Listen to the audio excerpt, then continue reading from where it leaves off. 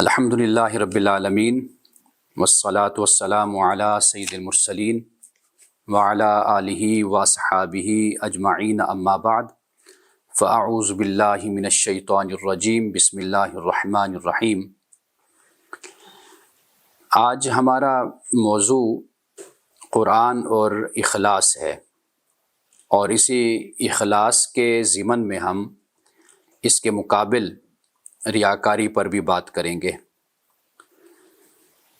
اخلاص پہ بات شروع کرنے سے پہلے یا اخلاص کے جو معانی اور مفاہیم ہیں ان پہ بات کرنے سے پہلے میں چاہوں گا کہ قرآن مجید کا ایک مقام جہاں پہ اللہ سبحانہ و تعالیٰ نے انفاق فی سبیل اللہ کا ذکر کیا ہے،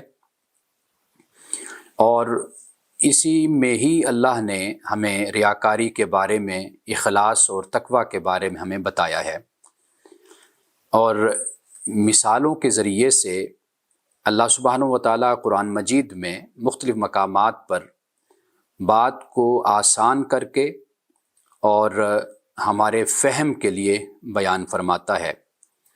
تو اس مقام پر بھی اللہ سبحانہ و تعالیٰ نے ہمیں مثال کے ذریعے سے سمجھایا ہے کہ کس طریقے سے ریاکاری اجر کو، ثواب کو ضائع کر دیتی ہے، اور اخلاص سے انسان، ایک مسلمان، ایک مومن بڑا مقام اور مرتبہ اللہ کے ہاں پاتا ہے۔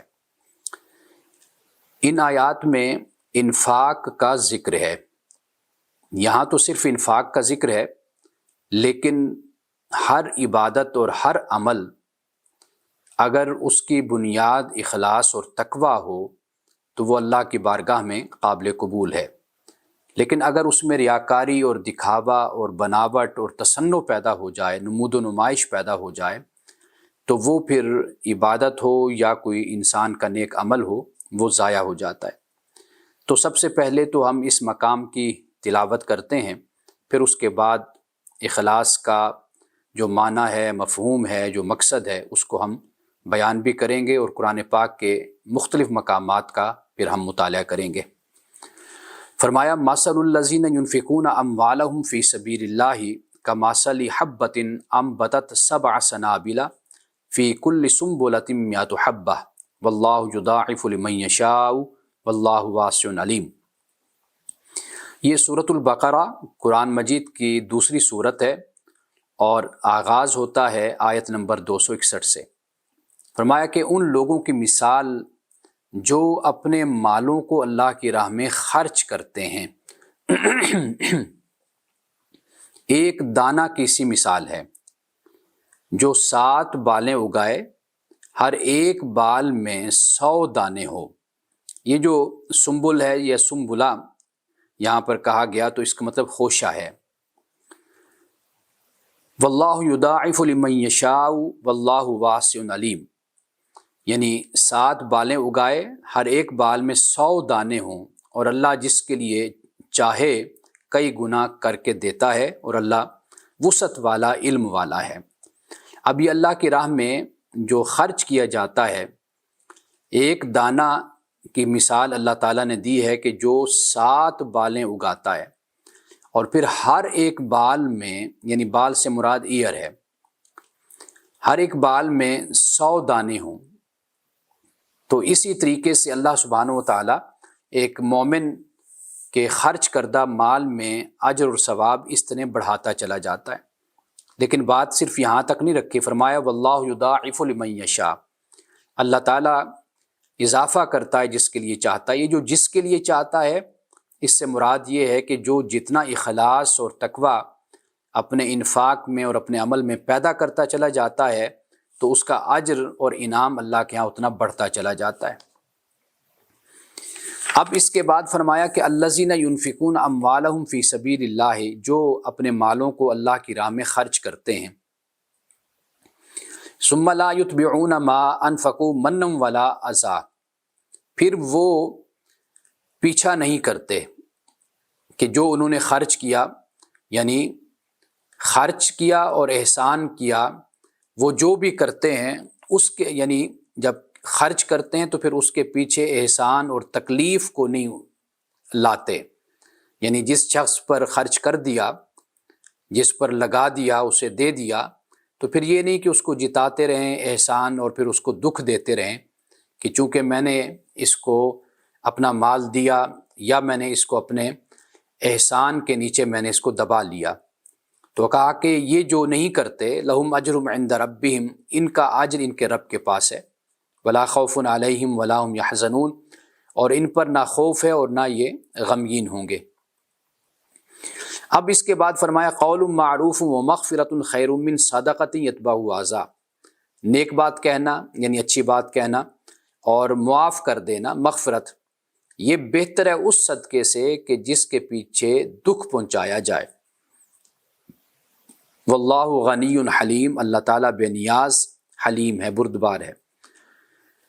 یعنی ایک ہے خرچ کرنا، اور خرچ کرنے کے بعد پھر اس شخص کو تکلیف دینا، جیسے پہلے بیان ہوا کہ ما انفقوا منم ولا اذى لهم، کہ خرچ کرنے کا مقصد کیا ہے، یعنی جب خرچ کیا تو پھر احسان بھی جتلایا اور تکلیف بھی دی۔ تو اللہ پاک فرماتا ہے کہ اس سے بہتر یہ ہے کہ تم خرچ نہ کرو اور اچھی بات اس شخص سے کہہ دو اور اس کو مغفرت کی دعا دو، اور پھر یہ بہتر ہوگا اس صدقے سے کہ جس صدقے کے پیچھے پھر تکلیف ہو، اذیت ہو، احسان جتلانا ہو۔ اب اس کے بعد دیکھیے فرمایا یا ایھا الذین آمنوا لا تبطلوا صدقاتکم، اے ایمان والو اپنے صدقات کو تم باطل نہ کرو، اپنے صدقات کو تم باطل نہ کرو یعنی ضائع نہ کرو، بالمن والاذی، کس سے یہ صدقات ضائع ہوتے ہیں؟ تو فرمایا کہ احسان جتلانے سے اور ستانے سے۔ کالذی ینفق مالہ رئاء الناس، اور اس شخص کی طرح کہ جو اپنا مال لوگوں کو دکھانے کے لیے خرچ کرتا ہے، یعنی جس طرح کسی شخص کو دے کر اس پر احسان جتلانا اور اس کو تکلیف دینا ہے، اس سے بھی صدقات ضائع ہو جاتے ہیں۔ اور دوسرا یہ کہا کہ بھئی جو ریاکاری سے مال کو خرچ کرتا ہے، ولا یؤمن باللہ والیوم الآخر، اور نہیں وہ ایمان رکھتا اللہ پہ اور یوم آخرت پر۔ یعنی بہت ہی آسان اور سہل بات ہے کہ اگر ایک شخص کو اللہ سے امید ہے، وہ اللہ پہ ایمان رکھتا ہے اور یوم آخرت پر اس کا ایمان ہے کہ ایک دن برپا ہوگا، قائم ہوگا، جہاں مجھے میرے اس نیک عمل کی جزا اور انعام مجھے دیا جائے گا، اگر وہ شخص اس ایمان میں اور یقین میں کمزور ہے تو واضح بات ہے کہ پھر وہ دنیا والوں سے چاہے گا کہ دنیا والے مجھے اس کا انعام دیں، اس کے بدلے میں مجھے عزت دیں، اور لوگوں کو دکھانے کے لیے وہ خرچ کرے گا۔ جو اللہ پہ ایمان رکھتا ہے اور یوم آخرت پر، تو وہ کبھی بھی ریاکاری نہیں کرے گا، کیونکہ اس کا اجر اللہ پر پھر قائم ہو جاتا ہے۔ اور یوم آخرت کو ماننے والا تو ویسے بھی ریاکاری نہیں کرے گا، کیونکہ اسے معلوم ہے، اسے یقین ہے کہ ایک دن قائم ہوگا کہ جہاں پر پھر مجھے اللہ سبحانہ و تعالیٰ انعام و اکرام سے نوازے گا۔ تو گویا کہ ریاکاری ایمان باللہ اور ایمان بالیوم الآخرت کے خلاف ہے۔ فَمَثَلُهُ كَمَثَلِ صَفْوَانٍ عَلَيْهِ تُرَابٌ فَأَصَابَهُ وَابِلٌ فَتَرَكَهُ صَلْدًا، فرمایا مثال اس صاف چٹان کی سی ہے جس پر مٹی ہو، پھر اس پر زور کی بارش برسے اور بالکل وہ اسے صاف کر دے، صاف کر کے چھوڑ دے، اور اس سے کیا ہے، اس میں سے کچھ بھی نہ پا سکیں گے جو کمایا تھا، اور اللہ سبحانہ و تعالیٰ قوم کافر کو ہدایت نہیں دیتا۔ یعنی مثال کے طور پر اگر کوئی چٹان ہے، کوئی پتھریلی زمین ہے، اگر اس پر بارش ہو جائے تو زیادہ سے زیادہ کیا ہو جائے گا؟ یعنی وہاں پر کوئی زرخیزی تو نہیں آئے گی، بارش کا کوئی فائدہ تو نہیں ہوگا۔ وہ جو کچھ بھی بارش سے ہوگا وہ صرف اتنا ہی ہوگا کہ وہ چٹان صاف ہو جائے گی، بس اتنی سی بات ہے۔ باقی یہ ہے کہ وہ چٹان، وہ زمین اس بارش کو اپنے اندر جذب کرے اور پھر اس بارش سے استفادہ کرے، اور پھر اس بارش کے ذریعے سے جو زمین میں بیج ہے، کوئی پودا پیدا ہو، کوئی پھل پھول پیدا ہو، وہ تو کچھ بھی نہیں ہونا، کیونکہ زمین ہی سخت ہے۔ تو یہی معاملہ اللہ سبحانہ و تعالیٰ نے ریاکاری کرنے والوں کے بارے میں کہہ دیا کہ بس ٹھیک ہے، ایک حد تک کوئی نہ کوئی فائدہ ہو جاتا ہوگا دنیاوی لحاظ سے، لیکن اخروی لحاظ سے ان کو کوئی فائدہ حاصل نہیں ہوگا۔ یعنی یہ ایسے ہی ہے کہ جیسے قرآن پاک کہتا ہے کہ جو جلدی چاہتا ہے، عاجلہ کے الفاظ، یعنی عاجلہ سے مراد یہ ہے کہ بس میں نے کچھ کیا اور پھر اس کے کرنے کے بعد مجھے فوراً رزلٹ مل جائے، نتیجہ مل جائے۔ لوگ اس کے پیچھے بہت بھاگتے ہیں کہ ہم کچھ بھی کریں، کوئی اچھا کام کر دیں تو فوراً لوگوں کی طرف سے ہمیں رسپانس آئے اور لوگ ہماری عزت کرنا شروع کر دیں، لوگ ہمیں سننے آ جائیں، مجمع بن جائے، تو لوگوں کو یہ بڑا شوق ہوتا ہے۔ تو یہ قرآن پاک کہتا ہے یریدون العاجلہ، کہ جو عاجلہ چاہتے ہیں، تو اللہ پاک فرماتے ہیں پھر ہم بھی جلدی جو چاہتے ہیں ان کو دے دیتے ہیں۔ تو لیکن یہ ہے کہ جیسے غالباً مہاتما سے کسی نے کہا تھا کہ بھئی آپ فصل بونے کے بارے میں، تو اس نے ایک فصل کا ذکر کیا، کہا کہ فلاں فصل 3 مہینے میں پیدا ہو جاتی ہے آپ اگر بیج ڈالتے ہیں، محنت کرتے ہیں، اور پھر کہا کہ بھئی فلاں فصل جو ان سے وہ 6 مہینے میں پیدا ہوتی ہے اگر آپ کھیتی باڑی کرتے ہیں، محنت کرتے ہیں، اور اس طرح کوئی فصل ایسی ہے جو سال میں ہوتی ہے، کئی فصلیں ایسی ہیں جو سال میں 2 دفعہ ہو جاتی ہیں۔ تو پھر آخر میں جا کر مہاتما نے کہا کہ بھئی اگر انسانوں کی فصل تیار کرنا چاہتے ہو تو پھر اس کے لیے نسلوں کا تم انتظار کرو۔ یعنی یہ ایسا نہیں ہے کہ بھئی یہ جیسے کوئی گندم کی فصل ہوتی ہے، جو کی یا اناج کی یا چاول کی فصل ہوتی ہے کہ فوراً تیار ہو جاتی ہے کچھ مہینوں کے اندر۔ کہا کہ بھئی انسانوں کا جو معاملہ ہے یہ پھر آپ کو نسلوں انتظار کرنا ہوگا۔ تو یہی معاملہ ہوتا ہے اللہ سبحانہ وتعالیٰ کے ہاں، جو اجر انسان چاہتا ہے، لینا چاہتا ہے، تو پھر اس کو بالکل دل سے اس کی خواہش اور تمنا نکال دینی چاہیے اور اللہ پہ چھوڑ دینا چاہیے، کیونکہ آپ محنت کرتے ہیں اخلاص کے ساتھ، تقوی کے ساتھ آپ لگے رہتے ہیں، اگر اللہ سبحانہ وتعالیٰ چاہے گا تو اس دنیا میں لوگوں کو آپ کی طرف متوجہ کر دے گا، لوگ آپ سے استفادہ کریں گے۔ اگر ایسا معاملہ نہیں ہے تو کم از کم خدا کے ہاں تو اجر ثابت ہے، وہ تو کہیں بہتر ہے اس دنیا کے اجر سے۔ تو یہ وہ بنیادی بات ہے جس کو قرآن پاک یہاں پر بیان کرتا ہے اور اس کو چٹان سے تشبیہ دیتا ہے۔ اب آگے دیکھیے، فرمایا کہ وَمَثَلُ الَّذِينَ يُنْفِقُونَ أَمْوَالَهُمُ ابْتِغَاءَ مَرْضَاتِ اللَّهِ، اور ان لوگوں کی مثال کہ جو اپنے مالوں کو خرچ کرتے ہیں اللہ کی رضا چاہتے ہوئے۔ اب یہ اللہ کی رضا آ گئی، پہلے کیا تھی؟ ریاکاری۔ یہ اللہ کی رضا چاہنا، یہ گویا کہ اسے آپ اخلاص کہہ لیجئے اور تقوی کہہ لیجئے، اس لیے کہ قرآن پاک نے تقوی کا جو لفظ ہے اس کو بھی اخلاص کے معنی میں استعمال کیا ہے، جیسے لَن يَنَالَ اللَّهَ لُحُومُهَا وَلَا دِمَاؤُهَا وَلَٰكِن يَنَالُهُ التَّقْوَىٰ، کہ اللہ کی بارگاہ میں خون گوشت نہیں پہنچتا، یعنی جو تم قربانی کرتے ہو، اللہ کی بارگاہ میں تقوی پہنچتا ہے۔ یعنی اس تقوی سے مراد کیا ہے؟ اس تقوی سے مراد اخلاص ہے، سنسیریٹی، پیور ہونا، پیورٹی ہے یہ مراد۔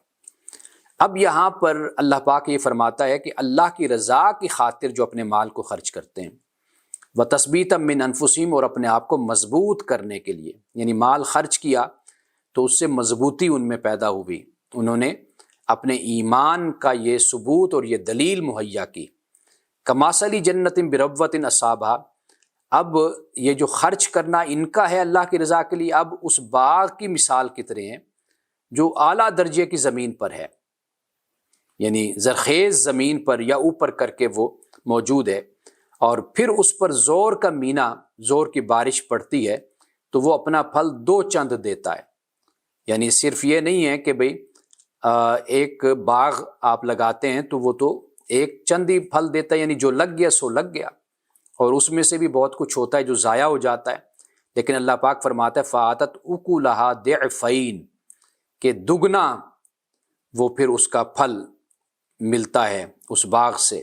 فَإِن لَّمْ يُصِبْهَا وَابِلٌ فَطَلٌ، کہا کہ اگر وہ بارش زور کی نہ بھی برسے تو ہلکی سی بارش ہی کافی ہے۔ وَاللَّهُ بِمَا تَعْمَلُونَ بَصِيرٌ، اور اللہ تعالیٰ دیکھنے والا ہے جو تم کرتے ہو۔ اب یہاں پر دیکھیے، وہاں پر فرمایا جو ریاکاری کرتے ہیں وہ گویا کہ ایسی چٹان کی طرح ہیں کہ جس پر ٹھیک ٹھاک بارش برستی ہے، زور کی بارش برستی ہے، لیکن نتیجہ کیا نکلتا ہے؟ نتیجہ صرف اتنا ہے کہ وہ اس کو صاف کر کے چھوڑ دیتی ہے بارش۔ لیکن اس کے مقابلے میں جو زمین زرخیز ہوتی ہے اور اعلیٰ درجے کی جو زمین ہوتی ہے اس پر بارش برستی ہے تو وہ پھر جو باغ ہے وہ 2 چند اپنا پھل دیتا ہے، اور ایسے باغ پر اگر بارش ٹھیک ٹھاک نہ بھی برسے تو تھوڑی بارش ہی کافی ہو جاتی ہے۔ یعنی ایک انسان خرچ کرتا ہے، کروڑوں روپیہ خرچ کرے، لیکن اس میں اس کی ریاکاری پوشیدہ ہو تو وہ گویا کہ وہ چٹان کی طرح ہوگی۔ اور اگر ایک شخص ایسا ہے جو غریب ہے اور وہ لاکھوں میں کیا، ہزاروں میں کیا، وہ سینکڑوں میں کیا، وہ چند ہی سکے اللہ کی راہ میں دیتا ہے، لیکن عاجزی کے ساتھ دیتا ہے، انکساری کے ساتھ دیتا ہے، اور اللہ تعالیٰ کی رضا کی خاطر ابتغاء مرضات اللہ کے لیے دیتا ہے، تو پھر وہ تھوڑی سی ہلکی سی بارش ہے لیکن پھل اس سے بھی بہت ٹھیک ٹھاک آ جاتا ہے۔ تو یہ اللہ سبحانہ و تعالیٰ نے یہاں پر بیان کیا۔ اب یہ دیکھیے ایک اور مثال سے اللہ پاک نے یہ سمجھایا کہ جیسے مثال کے طور پر ایک شخص ہے، بوڑھا ہے، اولاد چھوٹی ہے، اور اس نے باغ جو ان سے کھجوروں کا اور انگوروں کا اس نے بڑا سینچا ہے، بڑی محنت اس پر کی ہے، لیکن پھر ہوا کیا، ایک بگولا آیا اور وہ سب کچھ، بگولا ہوتا ہے جو زمین پر ہوتا ہے پھر اوپر تک آسمان تک جاتا ہے، وہ سب کچھ اجاڑ کر رکھ دیتا ہے۔ اس کا ذکر سورۃ الکہف میں بھی ہمیں ملتا ہے۔ یعنی پھر کیا ہوا، سب کچھ اس نے، وہ بگولا آگ کا، اس نے پھر سب کچھ جلا کر رکھ دیا۔ فَأَصَابَهَا إِعْصَارٌ فِيهِ نَارٌ فَاحْتَرَقَتْ، کہ اس باغ کو پھر پہنچا، کیا پہنچا، اعصار، بگولا کہ جس میں آگ ہے، فَاحْتَرَقَتْ، اس نے جلا کے سب کچھ رکھ دیا۔ كَذَلِكَ يُبَيِّنُ اللَّهُ لَكُمُ الْآيَاتِ لَعَلَّكُمْ تَتَفَكَّرُونَ، اس طرح اللہ تعالیٰ بیان کرتا ہے تمہارے لیے آیات کو تاکہ تم فکر کرو، سوچو، ذرا غور کرو۔ اب اس کے بعد پھر اللہ سبحانہ و تعالیٰ نے انفاق کی بات کی، اور اس میں بھی دیکھیے کہ انفاق اللہ پاک کہتا ہے کہ وہ تم خرچ کرو کہ جو تم اپنے لیے تم پسند کرتے ہو نا، یعنی کہ اگر کوئی ماڑی چیز ہے، کوئی ناکارہ چیز ہے، تم کبھی بھی نہیں اس کو لوگے۔ لینے کی ایک ہی صورت ہو سکتی ہے کہ بھئی تمہاری توجہ نہ رہی ہو اس وقت، مثال کے طور پر آپ کسی جگہ گئے کوئی چیز خریدنے، تو اس نے، دکاندار نے وہ بھی ڈال دیا کہ جو ناکارہ پھل تھا، حالانکہ آپ نے قیمت اچھے پھل کی دی ہے۔ اب وہ جو اس نے ناکارہ پھل ڈالا، وہ آپ کس صورت میں قبول کریں گے؟ ایک ہی صورت میں قبول کریں گے کہ آپ ادھر ادھر مصروف ہو جائیں یا موبائل پر مصروف ہو جائیں، آپ پھل کو توجہ سے نہ دیکھیں، تو وہ پھر ہی آپ اس کو لے جائیں گے نا، تو ورنہ آپ کبھی بھی اس کو قبول نہ کریں۔ تو اللہ کے معاملے میں بھی اسی بات کا خیال رکھنا چاہیے کہ جب بھی اللہ کو کچھ دو، یعنی اللہ کو کیا دینا ہے، یعنی اس سے مراد کیا ہے، اللہ کے بندوں کی خدمت کرنی ہے، مخلوق خدا کو دینا ہے، تو جب ان کو دو تو کہا کہ پھر تھوڑا سا جو اچھی چیز جو اپنے لیے پسند کرتے ہو، کم از کم وہ اللہ کی راہ میں دو۔ یا ایھا الذین آمنوا انفقوا من طیبات ما کسبتم، اے ایمان والو کہ تم خرچ کرو طیبات سے جو تم نے کمایا، ومما اخرجنا لکم من الارض، اور اس سے جو ہم نے نکالا تمہارے لیے زمین سے، ولا تیمموا الخبیث منہ تنفقون ولستم بآخذیہ الا ان تغمضوا فیہ، اور تم نہ ارادہ کرو خبیث کا اس سے کہ تم خرچ کرو، جبکہ تم اس کو خود لینے کے لیے تیار نہیں ہوتے، مگر یہ کہ کوئی تمہاری آنکھیں ادھر سے ادھر ہو جائیں، اغماض ہو جائے، تو پھر تو تم اس کو لے لو، لیکن ویسے تم کبھی نہ لو۔ وَاعْلَمُوا أَنَّ اللَّهَ غَنِيٌّ حَمِيدٌ، جان لو بے شک اللہ تعالیٰ غنی حمید ہے۔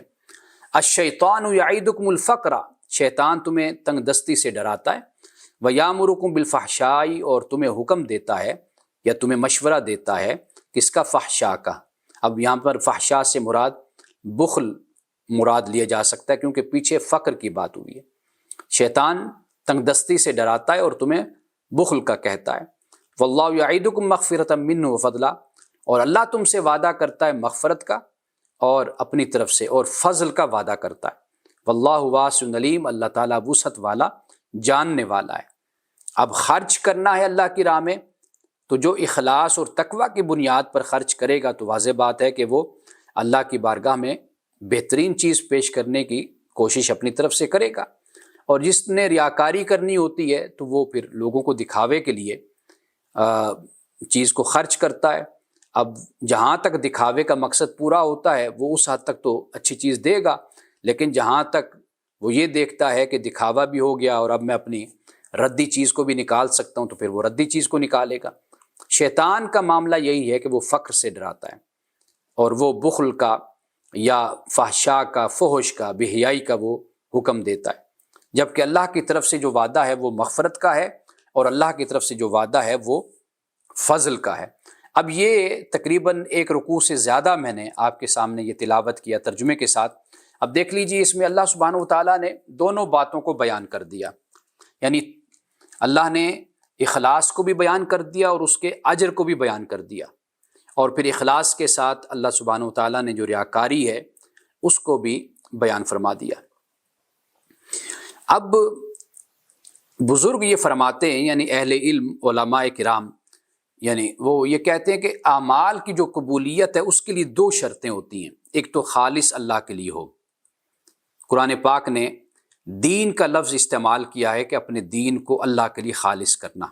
اب دین سے مراد ایک تو یہ ہے کہ جو مذہب ہے، دین اسلام ہے، ایک دین سے مراد فرما برداری بھی ہوتی ہے، وَلَهُ الدِّينُ وَاصِبًا، تو یعنی اپنی فرما برداری کو اللہ کے لیے خالص کر لینا۔ اور دوسری بات وہ بیان کرتے ہیں کہ عمل سنت کے مطابق ہو، یعنی اپنی طرف سے کوئی اختراع نہ ہو، کوئی تخلیق نہ ہو۔ رسول اللہ صلی اللہ علیہ وسلم کی جو سنت ہے، جو طریقہ ہے، در حقیقت اسی بات کی ہمیں تعلیم ہے کہ ہمارا عمل جتنا رسول اللہ صلی اللہ علیہ وسلم کے عمل کے قریب ہوگا، ہماری زندگی جتنی رسول اللہ کی زندگی حیات مبارکہ کے قریب ہوگی، ہمارا اٹھنا بیٹھنا رہن سہن، ہمارے معمولات زندگی، یہ سب کچھ جتنا رسول اللہ کی حیات مبارکہ اور معمولات زندگی کے قریب ہوگا، اتنا ہی اس میں چانسز قبولیت کے بڑھ جاتے ہیں، چانسز بڑھ جاتے ہیں۔ یعنی ہم رسول اللہ کی اتباع اور اطاعت اور پیروی میں ہم جتنی کوشش کریں گے، اتنا ہی خدا کا قرب اور اللہ کی محبوبیت کا درجہ وہ ہمیں عطا ہوگا۔ اب اخلاص اعمال کی جو روح ہوتی ہے، آپ اسے کہہ لیجئے کہ وہ اخلاص ہے، یعنی اعمال کی جو روح ہے، اس کا جو جسٹ ہے یا اس کا ایسنس ہے، وہ در حقیقت اس کو اخلاص کہا جاتا ہے، یعنی ملاوٹ سے عمل کا پاک ہونا، اور کسی طرح بھی کوئی کھوٹ وغیرہ انسان کے عمل میں نہ ہو، مقصود صرف اور صرف اللہ کی ذات ہو۔ ایک بڑی خوبصورت بات یہ بھی بیان کی گئی اس حوالے سے کہ جب ہم بات کرتے ہیں کہ اخلاص کیا ہے، وہ در حقیقت اعمال یعنی ظاہر اور باطن کے لحاظ سے برابر ہو جائیں تو اس کو بھی اخلاص کہتے ہیں۔ یعنی آپ کے باطن میں جو کچھ ہے اور آپ کے ظاہر میں جو کچھ ہے، یعنی ظاہراً آپ جو کچھ کر رہے ہیں، لوگ دیکھ رہے ہیں آپ یہ اچھا عمل کر رہے ہیں، اور وہ آپ کے اس اچھے عمل کو دیکھ کر یہ خیال کرتے ہیں کہ یہ آپ اللہ کی بارگاہ میں پیش کر رہے ہیں، اللہ کے لیے کر رہے ہیں، تو آپ کی جو باطن کی کیفیت ہے وہ بھی بالکل وہی ہو جائے، تو یہ در حقیقت اس کو اخلاص کہتے ہیں۔ اور جب اس میں فرق واقع ہو جائے، یعنی ظاہراً تو آپ ایک اچھا عمل کر رہے ہیں، لیکن باطن میں لوگوں کو دکھاوا ہے مقصود یا ریاکاری مقصود ہے، تو واضح بات ہے کہ پھر ظاہر اور باطن کی جو زبان ہے وہ ایک نہیں ہے، تو لہٰذا پھر وہ عمل بھی قبول نہیں ہوتا۔ اب قرآن پاک میں دیکھیے، یہ جو مقام میں اب نقل کرنے لگا ہوں، یہ بے شمار مرتبہ میں اس کو پڑھتا ہوں، اور قرآن مجید میں بہت سی آیات ایسی ہیں کہ جو بہت چھوٹی سی ہیں، مختصر ہیں، اور اس میں جو معنی ہیں اور مفاہیم ہیں وہ سمندر کی طرح ہیں۔ اب یہ دیکھیے، فرمایا کہ فمن کان یرجو لقاء ربہ فلیعمل عملا صالحا، پس جو اپنے رب کی رضا کی امید رکھتا ہے، اپنے رب کی لقاء سے مراد ملاقات کی، یعنی قیامت کے دن اللہ سبحانہ و تعالیٰ کی جو شان ہے اس کے مطابق وہ اپنی ملاقات سے مشرف کرے گا مومنین کو۔ تو اب اس کی کیفیت کیا ہے، اس کی حالت کیا ہے، وہ ہم نہیں جانتے، تو لیکن اللہ سبحانہ و تعالیٰ نے قرآن پاک میں کثرت کے ساتھ اس کو بیان کیا۔ جیسے ہم نے جب صبر پر بات کی تھی تو الذین یظنون انہم ملاقو ربہم وانہم الیہ راجعون، کہ جو یقین رکھتے ہیں کہ بے شک وہ اپنے رب سے ملنے والے ہیں۔ اب یہ جو ملاقو کا لفظ ہے، اس کو اسم فاعل کہتے ہیں، یعنی ملنے والے ہیں، تو کسی وقت ہی رب سے ملاقات ہو سکتی ہے، رب سے مل سکتے ہیں۔ وانہم الیہ راجعون، اور اسی کی طرف لوٹنے والے۔ اب یہاں پر فرمایا کہ جو اپنے رب سے ملاقات کا یقین رکھتا ہے، یرجو کا مطلب امید بھی کرتے ہیں ہم، اور اس کا مطلب یقین بھی کرتے ہیں، جیسے یظنون کا مطلب ظن گمان بھی کرتے ہیں، یقین بھی کرتے ہیں۔ تو جو اپنے رب سے ملنے کی امید رکھتا ہے، تو اب اس کو اللہ پاک نے نسخہ بتایا کہ پھر جو امید رکھتا ہے تو پھر اس امید کا اظہار اس کا کیا ہوتا ہے، اور یہ امید یقین میں کیسے بدل سکتی ہے اور کس طرح اللہ کی ملاقات سے یہ مشرف ہو سکتا ہے۔ فرمایا کہ فَلْيَعْمَلْ عَمَلًا صَالِحًا، پھر اسے چاہیے کہ وہ اچھے کام کرے، وَلَا يُشْرِكْ بِعِبَادَةِ رَبِّهِ أَحَدًا، اور پھر اپنے رب کی عبادت میں کسی کو شریک نہ ٹھہرائے۔ یہ آپ دیکھ لیجئے، یعنی شرک فی العبادہ جس کو کہا جاتا ہے کہ اللہ تعالیٰ کی عبدیت میں، اللہ کی عبادت میں کسی اور کو شریک نہ ٹھہرائے، یعنی عبادت صرف اور صرف اللہ کی ہے، کسی بت کے سامنے، کسی غیر اللہ کے سامنے، کسی کو بھی اللہ کے مقابلے میں ایک جسے کہتے ہیں نا تنکے کے برابر بھی اس کی اہمیت نہیں ہوتی۔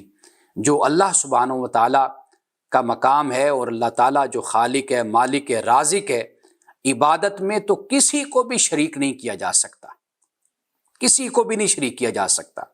تو یہاں پر یہ دو باتیں اللہ پاک نے بیان کر دی کہ جو اللہ سے ملاقات کی امید رکھتا ہے تو پھر اسے دو کام کرنی چاہیے۔ ایک تو عمل صالح اختیار کرے، اس کی زندگی میں عمل صالح غالب نظر آئے، نیکی کے کاموں میں، اچھے کاموں میں وہ شرکت کرتا ہوا نظر آئے۔ اور دوسری بات کیا فرمائی؟ فرمایا کہ اپنے رب کی عبادت میں وہ کسی کو شریک نہ ٹھہرائے۔ بس یہ دو کام کر لو۔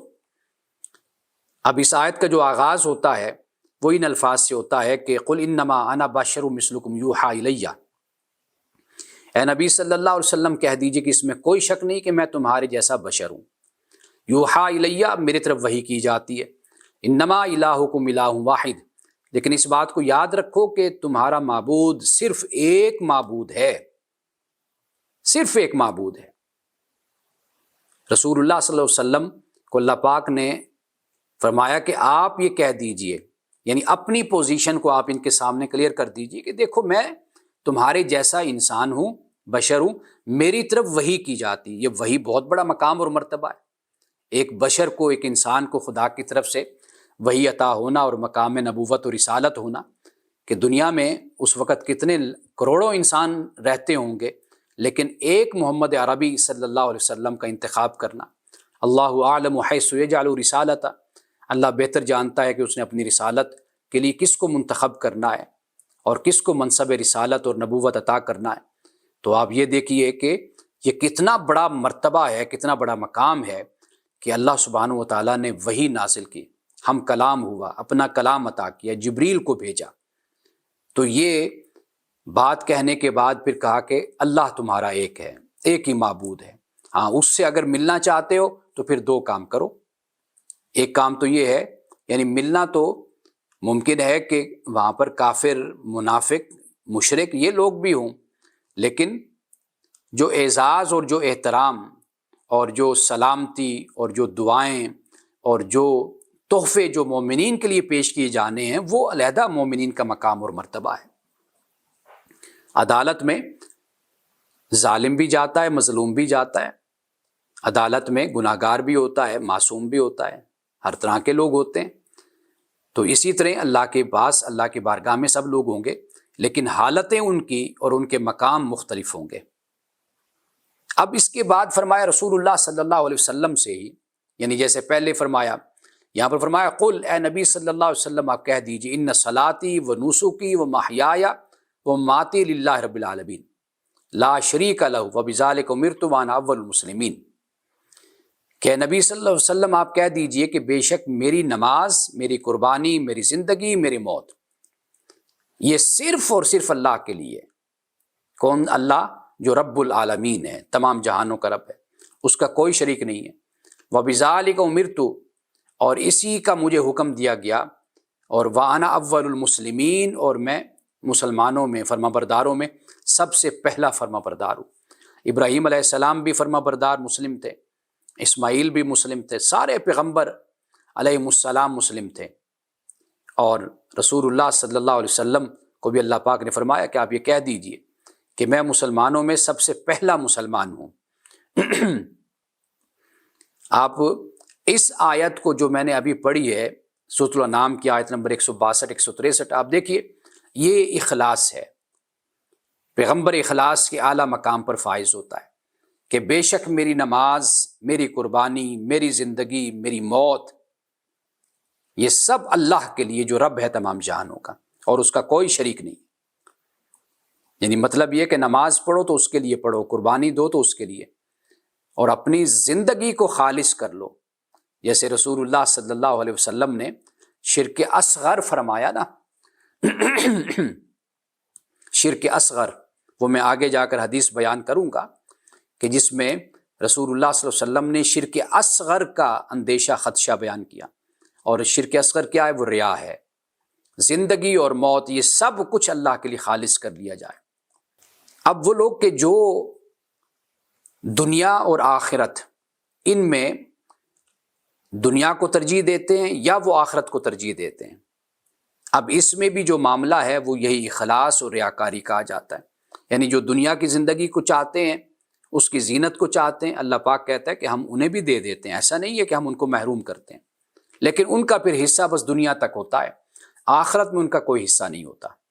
فرمایا من کانا یرید الحیات الدنیا وزینتہا، جو دنیا کی زندگی چاہتے ہیں اور اس کی زینت چاہتے ہیں، نوفی الیہم اعمالہم فیہا، فرمایا کہ ہم ان کے جو اعمال ہیں ان کا بدلہ یہاں پر ہم ان کو دے دیتے ہیں، وہم فیہا لا یبخسون، اور دنیا میں ان کے ساتھ کوئی زیادتی نہیں ہوگی۔ اولئک الذین لیس لہم فی الآخرۃ الا النار، فرمایا کہ یہ وہ لوگ ہیں کہ آخرت میں ان کے لیے کچھ بھی نہیں سوائے آگ کے۔ وحبط ما صنعوا فیہا وباطل، جو انہوں نے دنیا میں کیا وہ سب باطل اور ضائع ہو گیا۔ ما کانوا یعملون، جو وہ کرتے تھے۔ اب یہ تو ہو گیا نا دنیا کی زندگی چاہنے والے۔ اب آخرت کے لیے جو لوگ ہیں تو فرمایا من کان یرید حرث الآخرۃ نزد لہ فی حرثہ، کہ جو آخرت کی کھیتی چاہتا ہے تو اللہ فرماتا ہے کہ ہم اس میں ترقی کرتے ہیں، زیادہ اس کو دیتے ہیں۔ ومن کان یرید حرث الدنیا نؤتی منہا وما لہ فی الآخرۃ من نصیب، فرمایا جو دنیا کی کھیتی چاہتا ہے تو ہم اس کو دنیا کی کھیتی دے دیتے ہیں، لیکن آخرت میں پھر اس کا کوئی حصہ نہیں ہوگا۔ یہ وہ جلد بازی کا معاملہ ہے کہ جو ایمان والا ہوتا ہے وہ صبر والا ہوتا ہے، جو ایمان والا ہوتا ہے وہ یقین والا ہوتا ہے۔ ایمان والا دنیا میں اپنے عمل کا نتیجہ اس کو ملے نہ ملے، لیکن اس کا یقین ہے کہ آخرت میں اس کا بدلہ اس کو ضرور ملے گا۔ اب یہاں پہ اللہ سبحانہ وتعالیٰ نے واضح طور پر اس کو بیان کر دیا۔ یہی معاملہ ہے کہ دنیا قابل ملامت نہیں ہے، نہ قابل مذمت ہے، لیکن دنیا کے مقابلے میں جب آپ ایک قیمتی چیز کو لا کر کھڑا کر دیں گے آخرت کو، تو پھر تو وہ سمجھائی جائے گی نا بات کہ دیکھو بھائی یہ دنیا آخرت کے تقابل میں وہ اس قابل نہیں ہے کہ تم دنیا کو آخرت پر ترجیح دو۔ رسول اللہ صلی اللہ علیہ وسلم نے یہاں تک فرمایا کہ جنت میں جو کوڑا ڈالنے کی جو جگہ ہے، ڈسٹ بن، فرمایا کہ وہ تمہاری دنیا سے اور تمہاری دنیا میں جو کچھ ہے اس سے کہیں زیادہ خوبصورت ہے۔ تو آخرت میں جو کوڑا ڈالنے کی جگہ، تو وہ جگہ اگر اتنی خوبصورت ہوگی اس دنیا سے اور دنیا و ما فیہا سے، تو آپ اندازہ کیجئے کہ خود جنت کیسی ہوگی۔ تو اس لیے دنیا کی مذمت نہیں ہے نہ ملامت ہے، لیکن جب ترجیح دی جائے گی اس کو آخرت پر اور دنیا کی چاہت میں آخرت کا انکار کیا جائے گا، تو پھر تو بتایا جائے گا نا بندے کو کہ اے بندے یہ وہ اس قابل یہ چیز نہیں ہے کہ جس کو تم اتنی بڑی نعمت اور اتنی بڑی جگہ کے مقابلے میں تم اس کو ترجیح دے رہے ہو۔ اب یہ تو چند باتیں میں نے بیان کی۔ اب دیکھیے منافقین کا پورا ایک کریکٹر سورت قرآن پاک میں بیان کیا گیا۔ سورۃ البقرہ کو آپ دیکھ لیجئے، وَمِنَ النَّاسِ مَن يَقُولُ آمَنَّا بِاللَّهِ وَبِالْيَوْمِ الْآخِرِ وَمَا هُمْ بِمُؤْمِنِينَ، بعض لوگ ہیں کہ جو کہتے ہیں ہم اللہ پہ اور یوم آخرت پر ایمان لائے، حالانکہ یہ ایمان لانے والے نہیں ہیں۔ اب یہ ریاکاری ہے، اخلاص کی کمی ہے کہ لوگوں کو دکھاتے ہیں ایمان والوں کو کہ بھئی ہم ایمان لائے ہیں، لیکن حقیقت میں ایمان والے نہیں۔ یخادعون اللہ والذین آمنوا وما یخدعون الا انفسهم، کہ یہ لوگ اللہ کو اور ایمان والوں کو دھوکہ دیتے ہیں یا دینے کا ارادہ کرتے ہیں یا کوشش کرتے ہیں۔ فرمایا وما یخدعون الا انفسهم، یہ صرف اور صرف اپنے آپ کو دھوکہ دیتے ہیں۔ وما یشعرون، ان کو اس کا شعور نہیں ہے۔ فی قلوبہم مرض، ان کے دلوں میں مرض ہے۔ فزادہم اللہ مرضا، اللہ نے ان کی مرض میں اضافہ کر دیا۔ وَلَهُمْ عَذَابٌ علیم، ان کے لیے دردناک عذاب ہے۔ کیوں؟ بِمَا كَانُوا يَكْذِبُونَ، اس وجہ سے کہ یہ جھوٹ بولا کرتے تھے۔ اب وہ جھوٹ ہی تو تھا نا، کہ جب کہتے ہیں جب ہم ایمان لائے اللہ پہ، یوم آخرت پر، اور دل میں ہنستے ہیں، مذاق کرتے ہیں، جب علیحدہ ہوتے ہیں اپنے شیاطین کی طرف، اپنے دوستوں کی طرف جاتے ہیں، تو پھر کہتے ہیں بھئی ہم تو انما نحن مستہزئون، ہم تو صرف مذاق کرتے ہیں ان کے ساتھ، ایمان والوں کے ساتھ۔ اللہ یستہزئ بہم، اللہ کہتا ہے کہ اللہ ان کے ساتھ مذاق کرتا ہے، یعنی ان کے مذاق کو اللہ تعالیٰ انہی پر ہی انڈیل دے گا، انہی پر الٹ دے گا، اور پھر اللہ تعالیٰ ان کی رسی کو دراز کرتا ہے اور یہ اپنی طغیانی میں بہکتے پھرتے۔ یہ منافقین کا کردار قرآن پاک بیان کرتا ہے۔ تو واضح بات ہے جہاں پر نفاق ہوگا تو وہاں پر اخلاص کہاں ہوگا۔ لیکن ایک بڑا خاص مقام ہے کہ جو ہمارے لیے بھی قابل توجہ ہے کہ ان المنافقین یخادعون اللہ وهو خادعهم واذا قاموا الى الصلاة قاموا کسالى یراؤون الناس، میں کہ یہ جو منافق ہیں یہ اللہ کو دھوکہ دیتے ہیں، اور وهو خادعهم، حالانکہ اللہ ان کو دھوکہ دینے والا ہے، یعنی اس سے مراد کیا ہے کہ ان کے دھوکے کو اللہ ان پر الٹ دینے والا ہے۔ وَإِذَا قَامُوا إِلَى الصَّلَاةِ قَامُوا كُسَالَىٰ، جب نماز کے لیے کھڑے ہوتے ہیں تو بڑی سستی سے کھڑے ہوتے ہیں۔ کیوں؟ اس لیے کہ ایمان اندر داخل نہیں ہوا، اندر اور باہر برابر نہیں ہے۔ اب وہ کھڑے تو ہوتے ہیں لیکن کسالہ، سستی سے کھڑے ہوتے ہیں، یراؤون الناس، لوگوں کو دکھانے کے لیے۔ اب یہاں پر دیکھیے یراؤون الناس، اس ریاکاری کو منافقین کی صفتیں، یعنی بد خصلتی جو ہے ان کی، وہ یہاں پر اللہ نے بیان کر دی کہ یہ بری صفت منافقین کی ہے، یراؤون الناس، لوگوں کو دکھانے کے لیے۔ ولا یذکرون اللہ الا قلیلا، اللہ کا ذکر کرتے ہیں لیکن بہت کم کرتے ہیں۔ مذبذبین بین ذالک، تذبذب کا شکار ہے، ہیزیٹیشن کہہ لیجیے یا کنفیوژن کہہ لیجیے، اس کا شکار ہے۔ لا الہ ہؤلاء ولا الہ ہؤلاء، نہ ادھر کے نہ ادھر کے۔ یہ ہے منافقین کا کردار کہ اس میں پھر ریاکاری جو ہے وہ شامل ہو جاتی ہے، اس لیے کہ دل مطمئن ہو، پرسکون ہو، اور خدا کے ساتھ لگا ہوا ہو، وابستہ ہو، اور خدا کے تقرب کا اور قرب کا جویا ہو، یعنی تلاش کرنے والا ہو، تو پھر ایسے شخص کا جو امن ہوتا ہے، اس کے باطن میں جو سکون ہوتا ہے، وہ کسی اور کو نصیب نہیں ہو سکتا۔ اور جو ریاکاری کرتے ہیں وہ اسی حد تک ہی اپنے مقصد کو پا لیتے ہیں کہ جیسے رسول اللہ صلی اللہ علیہ وسلم نے بیان فرمایا۔ آگے جا کر ہم اس کو دیکھتے ہیں۔ اب دیکھیے کہ میں صحابہ کرام رضوان اللہ تعالیٰ علیہم اجمعین کی سیرت کو پڑھتا ہوں، ان کے کردار کو، اخلاق کو، ان کی خدمات کو، بہت سی باتیں ایسی ہیں کہ جس سے انہوں نے بھی خبردار کیا۔ یعنی خرابیاں جب پیدا ہونا شروع ہوتی ہیں یا پیدا ہونے کا اندیشہ ہوتا ہے، خدشہ ہوتا ہے، تو اہل نظر جو ہوتے ہیں، اہل فکر جو ہوتے ہیں، اہل علم ہوتے ہیں، اور جو اہل بصیرت ہوتے ہیں، وہ پہلے سے خبردار کرنا شروع کر دیتے ہیں۔ حضرت عبداللہ ابن مسعود نے اس حوالے سے کہا کہ بھئی 3 مقصد کے لیے کبھی علم حاصل نہ کرو، علم حاصل کرو تو صرف ایک مقصد ہو تمہارا۔ وہ کیا ہے؟ وہ میں بیان کرتا ہوں۔ پہلا کہ جس کے لیے حاصل نہیں کرنا، یعنی لوگ علم حاصل کرتے ہیں بیوقوفوں سے بحث کرنے کے لیے، یعنی جاہلوں سے، یعنی ان کو ہرائیں گے اور ان پر اپنے علم کا رعب ڈالیں گے۔ ایک تو یہ بات کہا کہ اس کے لیے علم نہ حاصل کرو۔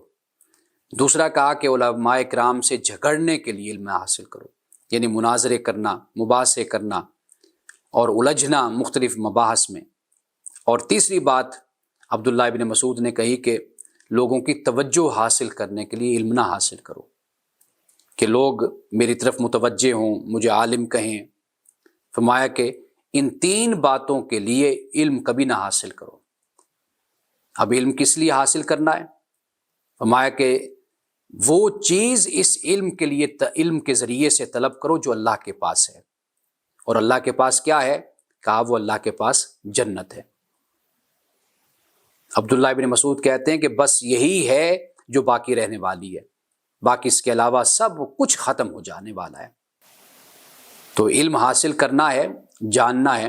اب اس وقت علم کوئی مختلف شاخوں میں تو موجود نہیں تھا نا، اس وقت علم یہی تھا قرآن مجید کا علم، قرآن مجید کی تعلیم، قرآن مجید کو سمجھنا، قرآن مجید پر عمل کرنا، اور پھر رسول اللہ صلی اللہ علیہ وسلم کی سنت تھی، یہی علم تھا اس وقت۔ لیکن فرمایا کہ علم حاصل کرو لیکن ان 3 مقاصد کے لیے نہیں حاصل کرنا۔ اگر آج آپ نظر ڈالیں گے تو یہ 3 مقاصد ہی کا سب سے بڑا فساد ہے، سب سے بڑا فساد یہی ہے۔ دن رات کتابیں پڑھی جاتی ہیں، دیکھی جاتی ہیں، تحقیق کی جاتی ہے، ریسرچ کی جاتی ہے، حوالے ڈھونڈے جاتے ہیں، ہائی لائٹ کیے جاتے ہیں، سب کچھ اکٹھا کر کے کس مقصد کے لیے؟ تاکہ جو مقابل ہے، مخالف ہے، اس کو ہرایا جائے۔ یہ ساری محنت اس کھاتے میں جاتی ہے اور بے مقصد کام میں جاتی ہے۔ اس سے تخریب کاری تو پیدا ہو سکتی ہے، یا اس سے آپ یہ کہہ لیجئے کہ اس سے معاشرے میں جہالت تو پیدا ہو سکتی ہے، جذباتیت تو پیدا ہو سکتی ہے، لیکن علم نہیں پیدا ہوتا۔ اور یہ صورت کب پیدا ہوتی ہے؟ یہ وہ 3 مقاصد ہیں جن کو حضرت عبداللہ ابن مسعود نے بیان کیا۔ تو اخلاص جب پیدا ہو، ریاکاری نہ ہو، تو پھر جنت ہی پیش نظر رہنی چاہیے۔ اللہ کے پاس جنت ہے، اور علم انسان حاصل کرے، عبادت کرے، جو بھی کام کرے تو اللہ کی اس جنت کو اپنے پیش نظر رکھے جو اللہ کے پاس ہے، باقی سب کچھ ختم ہو جانے والا ہے۔ اب ریاکاری کے حوالے سے جیسے میں نے آپ کو بتایا کہ شرک اصغر رسول اللہ صلی اللہ علیہ وسلم نے فرمایا، آپ نے فرمایا کہ اخوف ما خاف علیکم الشرک الاصغر، فرمایا کہ مجھے تم پر جس چیز کا خوف ہے نا وہ شرک اصغر کا ہے۔ شرک اکبر تو جیسے ہم نے بتایا کہ شرک فی العبادت ہوتا ہے، یہ ہے شرک اکبر۔ شرک اصغر کیا ہے؟ اب صحابہ نے پوچھا وما الشرک الاصغر یا رسول اللہ، رسول اللہ صلی اللہ علیہ وسلم سے عرض کی یا رسول اللہ کہ یہ شرک اصغر کیا ہے؟ آپ نے فرمایا کہ الریا، یہ ریا ہے۔ یقول اللہ یوم القیامہ، قیامت کے دن اللہ کہے گا، یعنی اذا جزی الناس باعمالہم، جب لوگوں کو ان کے اعمال کی جزا دے دی جائے گی نا، بدلہ دے دیا جائے گا، تو اس کے بعد اللہ سبحانہ وتعالیٰ پھر فرمائے گا کن سے؟ ریاکاری کرنے والوں سے۔ فرمایا کہ اذهبوا الی الذین کنتم تراؤون فی الدنیا، جاؤ ان لوگوں کے پاس جنہیں دنیا میں تم اپنے اعمال کر کر کے دکھایا کرتے تھے، ریاکاری کرتے تھے۔ فانظروا، جاؤ دیکھو، هل تجدون عندهم جزاء، کیا تم ان کے پاس اپنی جزا کو دیکھتے ہو، پاتے ہو تم؟ یعنی پہلے یہ فرمایا کہ اذهبوا الی الذین کنتم تراؤون فی الدنیا، کہ جاؤ ان لوگوں کے پاس جن کو دکھانے کے لیے تم اچھے کام کرتے تھے، اب ان کے پاس جاؤ۔ تو پھر آگے فرمایا کہ دیکھو کیا ان کے پاس تمہارے ان اچھے اعمال کی جزا پڑی ہوئی ہے، وہ اس قابل ہیں کہ تمہیں انعام دیں۔ تو اسے رسول اللہ صلی اللہ علیہ وسلم نے شرک اصغر فرمایا۔ اور اسی طریقے سے سنن ترمذی میں ایک ملتی جلتی حدیث ہے کہ اعلان کرنے والا یہ اعلان کرے گا، اعلان کرنے والا، ندا دینے والا ندا دے گا۔ وہ کیا ندا دے گا؟ کہ وہ عمل جو تم نے اللہ کے لیے کیے لیکن اس میں تم نے غیر کو بھی شریک کر دیا تھا، یعنی نماز پڑھی تھی لیکن غیر کو شریک کیا ریاکاری کی، خرچ کیا بے شک وہ فی سبیل اللہ تھا لیکن ریاکاری کی، لوگوں کو دکھانے کے لیے کیا، جہاد کیا بے شک وہ جہاد فی سبیل اللہ تھا لیکن لوگوں کو دکھانے کے لیے کہ میں بڑا بہادر ہوں۔ اسی طرح قرآن کی تلاوت کی، قرآن پڑھا، قرات کی، اور بے شک وہ عمل تو اللہ کے لیے تھا ظاہراً لیکن مقصد کیا تھا؟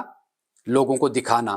تو کیا وہ ندا دینے والا کیا کہے گا کہ اللہ کے لیے کیے ہوئے عمل میں تم نے غیر کو بھی شریک کیا تھا، تو پھر وہ کہے گا کہ اب جاؤ اس غیر اللہ سے جا کر جزا طلب کرو، اب اس سے کہو کہ تمہیں اس کا بدلہ دے۔ یہ بھی ایک حدیث ہے نا کہ جس میں رسول اللہ صلی اللہ علیہ وسلم نے 3 لوگوں کا ذکر فرمایا۔ ایک ذکر کیا آپ نے کہ جو خرچ کرنے والا ہے، سخی، اور دوسرے کا ذکر کیا کہ جو مجاہد فی سبیل اللہ تھا، مجاہد، اور تیسرا جو قاری تھا۔ یعنی یہ الفاظ ہیں حدیث کے۔ اب قاری سے مراد، اب ہمارے ہاں تو قاری اسے ہی سمجھا جاتا ہے کہ جو بیچارہ عالم نہیں ہوتا اور اس کو قرآن کا کوئی علم حاصل نہیں ہوتا، قرآن کو وہ نہیں پڑھ سکتا، ترجمہ اس کی تفسیر۔ اور اگرچہ یہ اب ہی کا یہ رواج ہے کہ ایسے قاری ہمارے ہاں بنتے ہیں، کہ جن کو ترجمہ تفسیر کا علم نہیں ہوتا، لیکن اگر آپ دیکھیں اسلاف میں، علماء میں، تو وہ بہت اچھی قرات تجوید کے ساتھ پڑھتے تھے اور بڑے ماہر تھے اس کے، لیکن اس کے ساتھ وہ قرآن کا ترجمہ تفسیر عربی زبان پہ بڑا عبور ان کو ہوتا تھا، حدیث پر بڑا عبور ہوتا تھا، فقہ پر، یعنی وہ باقاعدہ ایک پورے عالم ہوتے تھے، لیکن قاری بھی تھے۔ لیکن اب ہمارے ہاں یہ جہالت کا رواج ہوا کہ صرف قرات کرنے والے اور اچھی لے میں، طرز میں قرآن پاک کی تلاوت کرنے والے وہ عالم نہیں ہیں۔ پہلے زمانے میں وہ عالم بھی ہوتے تھے اور قرآن مجید کے قاری بھی وہ ہوا کرتے تھے۔ تو یہ جو قاری حدیث میں کہا تو اس سے مراد یہ نہیں ہے کہ وہ بڑی صرف تلاوت کرنے والا ہے، یعنی اس سے مراد یہ ہے کہ وہ کہ جو باقاعدہ طور پر قرآن کو پڑھتا ہے، پڑھاتا ہے، قرآن کی تلاوت کرتا ہے۔ تو یہ تین لوگ ہیں کہ حدیث میں ان کا ذکر آتا ہے، اور حدیث میں ہے کہ قیامت کے دن یک بعد دیگرے یہ اللہ کے پاس آئیں گے، یعنی مثال کے طور پر سخی آئے گا اور اللہ پاک کہے گا کہ بھئی تو نے اپنا مال بانٹا، تقسیم کیا تو کس کے لیے کہے گا؟ وہ کہے گا جی اے اللہ تیری رضا کے لیے۔ اللہ فرمائے گا نہیں، میری رضا کے لیے نہیں، تو یہ چاہتا تھا کہ دنیا تجھے سخی کہے، تو دنیا میں تجھے اس کا بدلہ مل گیا، تو لہٰذا حکم ہوگا کہ اس کو جہنم کی طرف بھیجو۔ اسی طرح سخاوت کے بعد پھر مجاہد کا ذکر بھی ہوتا ہے، اس سے بھی پوچھا جائے گا۔ دیکھیے یعنی جہاد کرنا یعنی قتال، لڑنا، اور اس لڑنے کا مقصد یہ ہے کہ لوگ مجھے بہادر کہیں، یعنی اس حد تک نفس کا غلبہ ہے کہ بھئی جان دے رہا ہے، مر رہا ہے، لیکن چاہت کیا ہے کہ لوگ مجھے بہادر کہیں کہ یہ بڑا بہادر انسان تھا۔ تو اللہ پاک فرمائے گا کہ دنیا میں تجھے یہ اعزاز مل گیا تھا، لوگوں نے تجھے بہادر کہا، تو اب آخرت میں تیرا کوئی حصہ نہیں ہے۔ تو اسی طرح پھر قاری کو بلایا جائے گا۔ تو یہ تمثیل کے ساتھ رسول اللہ صلی اللہ علیہ وسلم نے یہ بات سمجھائی کہ قاری آئے گا تو اللہ پاک پوچھے گا بھائی تم نے قرات کی، قرآن کی خدمت کی، یہ کیوں کی؟ تو وہ کہے گا کہ جی میں تیری رضا کی خاطر۔ اللہ پاک فرمائے گا نہیں، تم جھوٹ بولتے ہو، میری رضا کی خاطر نہیں تھا، تم چاہتے تھے کہ لوگ تمہیں قاری کہیں، تمہیں عزت دیں، احترام کریں، تو وہ تمہیں سب کچھ مل گیا۔ تو پھر اسے بھی کہا جائے گا کہ اس کو بھی جہنم کی طرف بھیج دو۔ اب آپ اندازہ کیجئے کہ کتنے بڑے بڑے اعمال ہیں، کتنے اچھے اعمال ہیں، جن میں راتوں کا جاگنا بھی ہے، اذیتیں برداشت کرنا بھی ہے، مصیبتیں برداشت کرنا بھی ہے، سفر کی صعوبتیں برداشت کرنا ہے، جنگ کرنا، زخم کھانا، اور علم کے حصول کے لیے بھی کتنی انسان کی زندگی صرف ہو جاتی ہے، کتنا تھکتا ہے انسان۔ لوگ سمجھتے ہیں کہ شاید یہ بیٹھے رہنا یہ بڑا کوئی آرام دہ کام ہے، اور وہ یہ سمجھتے ہیں کہ شاید مشکل کام وہی ہے جو ہم کر رہے ہیں۔ تو یہ بھی بڑا مشکل کام ہوتا ہے کہ بے شک انسان کرسی پر بیٹھا ہے، اپنی مسند پہ بیٹھا ہے، لیکن جو اس کا ذہنی کام ہوتا ہے، اس کے سوچنے کا، یہ بہت ہی مشکل کام ہے۔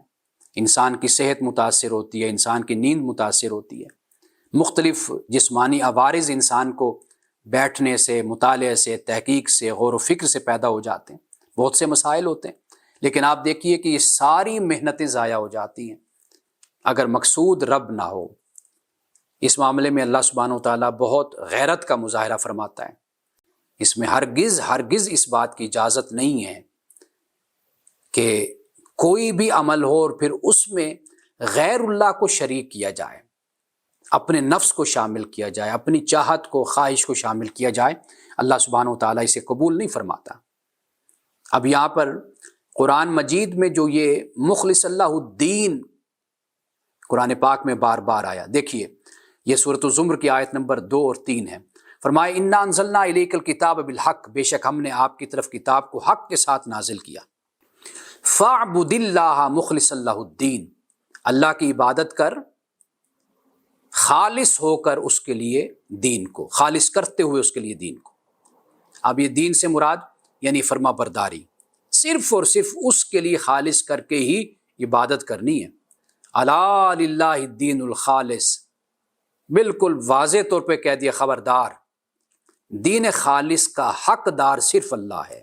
یہ جو لام ہے نا، اسے ہم کہتے ہیں کہ یہ تملیک کا لام ہے، جسے پوزیشن ہم کہتے ہیں، کہ اللہ کہتا ہے دین خالص، اس کا حقدار اس کائنات میں اگر کوئی ذات ہے تو وہ فقط میری ذات ہے۔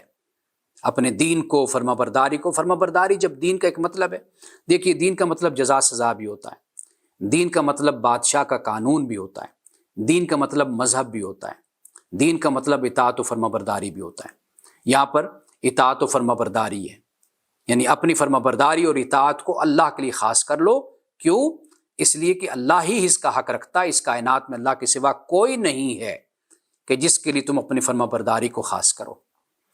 اب یہ چند آیات میں نے آپ کے سامنے تلاوت کی ہیں، اور کچھ احادیث باقاعدہ طور پر حدیث کی کتاب سے میں آپ کے سامنے بیان کرتا ہوں. اب دیکھیے حضرت عمر بن خطاب رضی اللہ تعالی عنہ سے یہ روایت ہے، یہ بڑی مشہور حدیث ہے جس کا آغاز ہوتا ہے کہ انما الاعمال بالنیہ. فرمایا کہ اعمال کا دار و مدار کس پر ہے؟ نیت پر ہے. یعنی اللہ سبحانہ و تعالیٰ عمل کا محرک بھی دیکھتا ہے کہ اس عمل کا محرک کیا ہے، اور پھر اس محرک کی بنیاد پر اللہ تعالیٰ اجر دیتا ہے. عمل کی بنیاد نہیں بنتی، صرف اعمال کا دار و مدار نیتوں پر ہے. یعنی نیت سے مراد یہاں پر محرک ہے، جو اس عمل کی تحریک کیا ہے، آپ وہ کیوں کر رہے ہیں، وہ اللہ دیکھتا ہے، پھر اس پر اللہ تعالیٰ اجر دیتا ہے. اب دیکھیے، اب لوگوں نے ہجرت بھی کی، ہر آدمی کو وہی ملے گا جس کی وہ نیت کرے. اور جس آدمی نے اللہ تعالیٰ اور رسول اللہ صلی اللہ علیہ وسلم کے لیے ہجرت کی تو اس کی ہجرت اللہ اور رسول کے لیے ہوگی. اور جس کی ہجرت دنیا کمانے کی نیت سے ہو یا کسی عورت سے شادی کرنے کے لیے ہو تو فرمایا کہ اس کی ہجرت انہی چیزوں کی طرف ہوگی. بالکل کلیئرلی یہ بات بیان کر دی کہ اب ہجرت کتنا بڑا اچھا عمل ہے.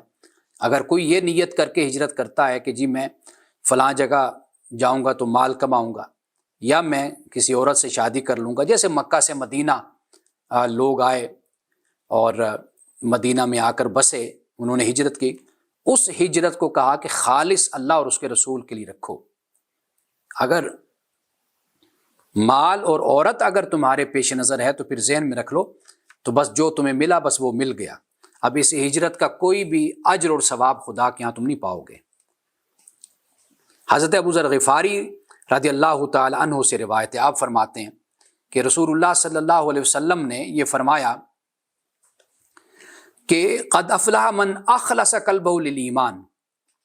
فرمایا کہ وہ شخص کامیاب ہو گیا جس نے اپنے دل کو ایمان کے لیے خالص کر لیا.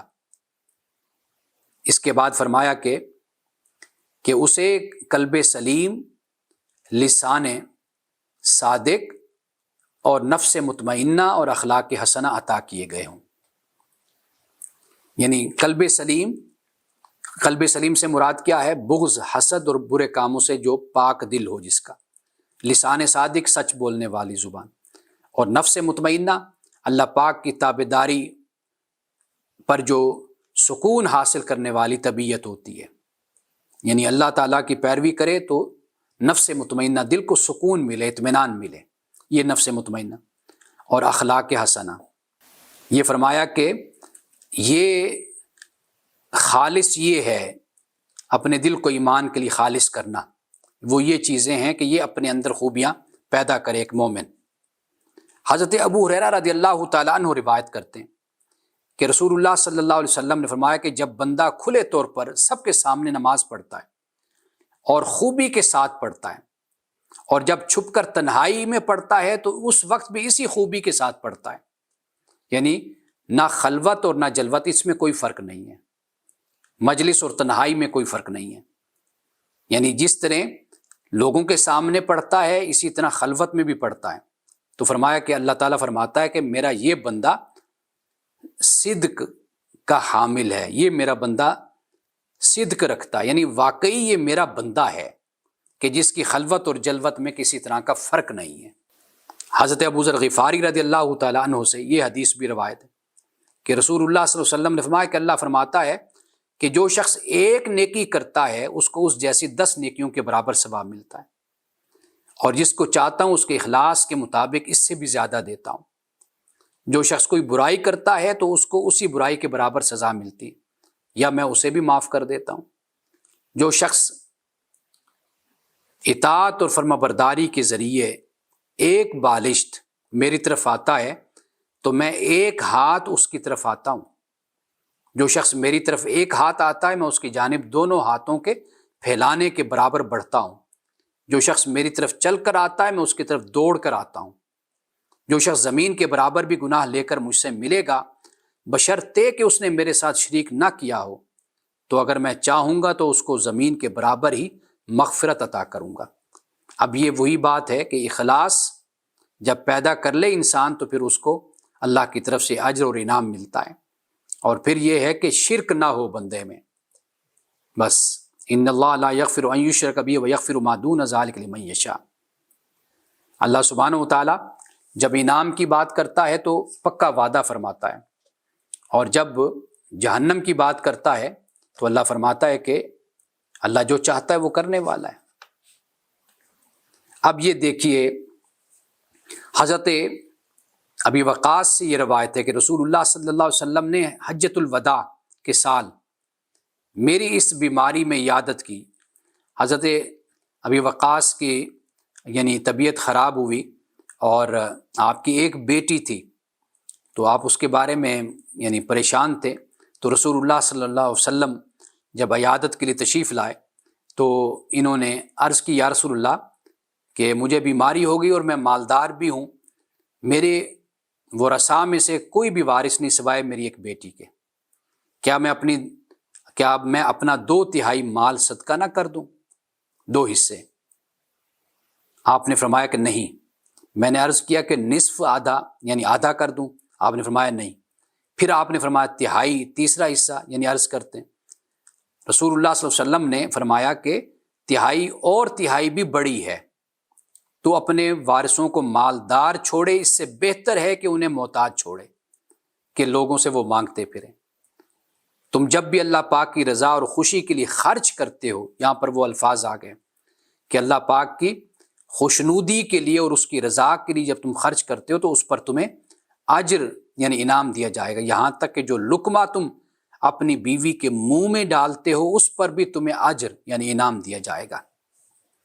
اب یہ الفاظ دیکھیے، یعنی مقصود یہ جو ہم دین اور دنیا کی تفریق بیان کرتے رہتے ہیں نا، دین میں صرف دین ہے، دنیا تو وہ مقام ہے، وہ ظرف ہے جہاں پر دین کے مطابق زندگی گزارنی ہے ہم نے۔ ہاں دنیا آخرت کے مقابلے میں ہے، جیسے میں نے بیان کیا، دنیا دین کے مقابلے میں نہیں ہے، نہ دین دنیا کے مقابلے میں ہے۔ دنیا تو ظرف ہے نا جہاں پہ ہم اپنی زندگی گزارتے ہیں، اور یہاں پر ہم نے دین کے مطابق زندگی گزارنی ہے۔ تو رسول اللہ نے بیوی کے منہ میں لقمہ جو ڈالنا ہے اسے بھی یعنی اخلاص کے ساتھ بیان کیا کہ اس کا تعلق بھی اللہ کے ہاں اجر اور ثواب کا باعث بن جاتا ہے۔ یعنی کوئی یہ نہ سمجھے کہ اگر میں اپنے بیوی بچوں کے لیے کماتا ہوں اور ان کو کھلاتا ہوں تو اس کا کوئی اجر اور ثواب نہیں ہے، یہ کوئی دینی عمل نہیں ہے، یہ دینی کام نہیں ہے۔ تو یہ فرمایا کہ یہ بھی اللہ کے حکم کے اور اس کی مرضی اور منشا کے مطابق تمہارا یہ کام ہے۔ حضرت ابو کبشہ انماری رضی اللہ تعالیٰ عنہ بیان کرتے ہیں کہ رسول اللہ صلی اللہ علیہ وسلم نے فرمایا، میں 3 چیزوں کے متعلق قسم کھاتا ہوں اور تم لوگوں کے سامنے بیان کرتا ہوں، تم لوگ یہ 3 یاد رکھنا۔ فرمایا کسی صدقہ کرنے والے کا مال صدقہ کرنے سے کبھی کم نہیں ہوتا۔ پہلی بات تو یہ یاد کر لو، ما ناقص مال عبد من صدقۃ، کہ کوئی صدقہ کرے تو اس کا مال کم نہیں ہوتا۔ دوسری بات فرمایا کہ کوئی مظلوم ایسا نہیں کہ اس نے ظلم پر صبر کیا اور اللہ تعالیٰ اس کی عزت نہ بڑھائیں۔ یعنی مظلوم سے مراد یہ ہے کہ ایک شخص حق پر ہے لیکن پھر بھی وہ جھگڑا نہیں کرتا، الجھتا نہیں ہے، تاکہ خام خواہ کی ٹینشن نہ پیدا ہو، ماحول خراب نہ ہو، اور جو اصل کرنے والے کام ہوتے ہیں ان سے توجہ نہ ہٹے، تو وہ جھگڑوں سے باوجود ہے کہ حق پر ہے، مظلوم ہے، پھر بھی الجھتا نہیں ہے، تو کہا کہ بھئی اللہ تعالیٰ اس کی عزت میں اضافہ کرے گا۔ آخری بات جو رسول اللہ صلی اللہ علیہ وسلم نے فرمایا جو شخص اپنے اوپر سوال کا دروازہ کھولتا ہے اللہ تعالیٰ اس کے لیے غریبی کے دروازے کھول دیتا ہے۔ اور یا پھر اس طرح کچھ فرمایا، یعنی یاد رکھو دنیا 4 قسم کے لوگوں پر مشتمل ہے۔